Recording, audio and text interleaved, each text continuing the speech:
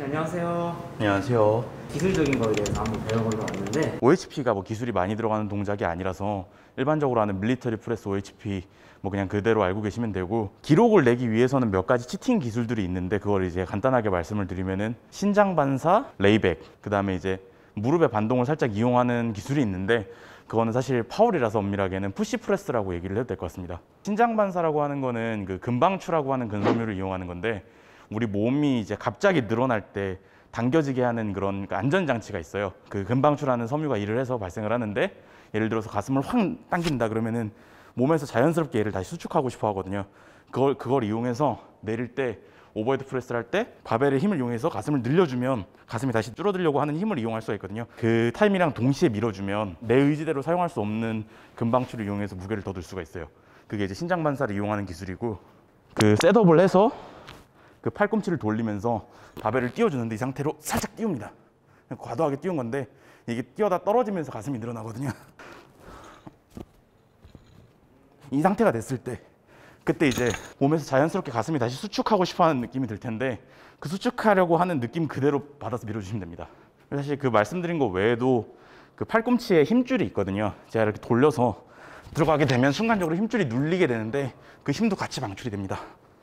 그래서 이제 이 두 개가 신장 반사를 크게 이용하는 거고, 그 다음에 레이백 같은 경우에는 보여드리는 게 좀 더 편할 것 같은데, 들고 나서 바로 밀어 올리는 게 아니라 이 바벨을 밀어 올림과 동시에 상체를 뒤로 젖히는 거예요.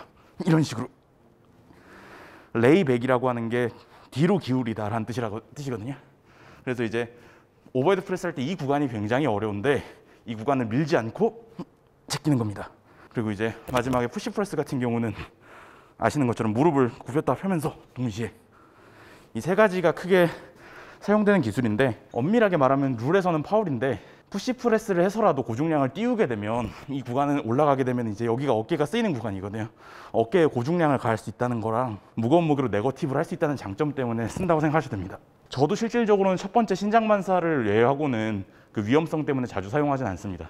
사람이 적응을 하거든요. 100kg를 5개를 드는 훈련만 해온 사람은 그 100kg 5개 드는 수행 능력에 비해서 작은 무게를 다루면 몇 개 못 할 수도 있어요. 반대로 이제 80kg를 20개를 할 수 있는데 100kg를 몇 개 못 드는 사람도 있을 수 있고, 그만큼 거기에 특화돼서 적용되는 거라서 그 다른 형태의 훈련을 하는 게 더 크게 힘들 거예요 아마. 성장 역치가 종류마다 다르니까 무거운 무게로 자극받는 그 근섬유, 그 다음에 그 가벼운 무게로 많이 할 때 자극받는 근섬유가 다 있을 텐데, 이것만 해온 사람들은 이게 너무 이미 높아서 성장하기가 힘들 거니까 고중량을 다뤄보는 것도 괜찮을 것 같고, 고중량만 해온 사람들은 또 이제 반대로 다른 섬유들을 성장하는 훈련 방식이 약할 거니까 이걸 하는 게 더 좋다고 일단 생각을 합니다.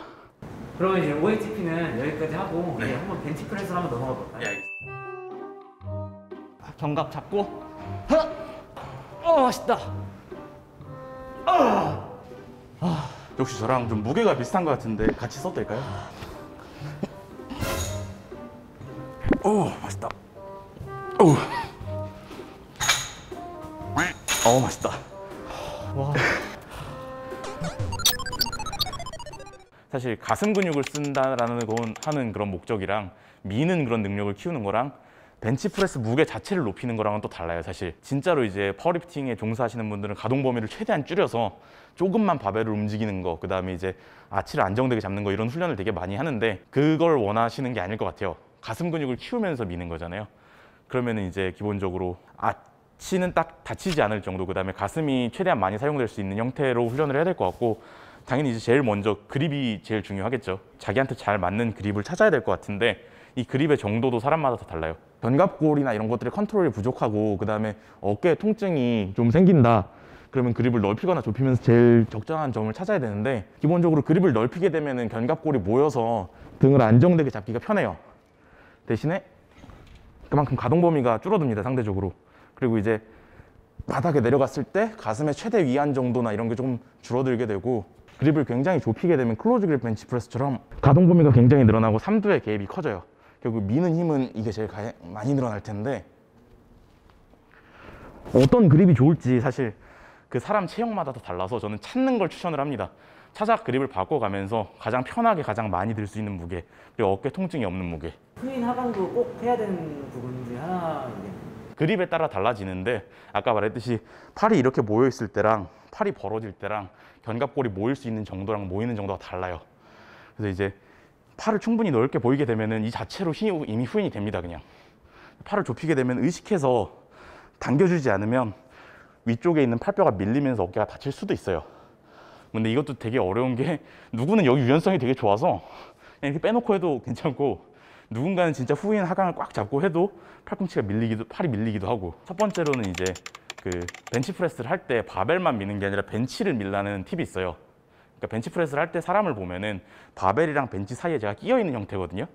밀다 보면 어느 순간 무거워서 막힐 때가 있는데 이때 바벨을 미는 거에만 신경을 쓰지 말고 등이나 머리로 벤치를 강하게 밀어주면 추가적인 추진력을 얻을 수 있습니다.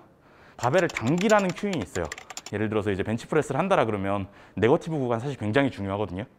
뭐 그립을 어떻게 잡아라, 뭐 어떻게 해라 많은 얘기들이 있는데 어떻게 내리는지가 굉장히 중요한데 어떻게 내릴지 몰라요. 왜냐면은 무게에 이끌려서 그냥 밀려서 내려가게 되거든요.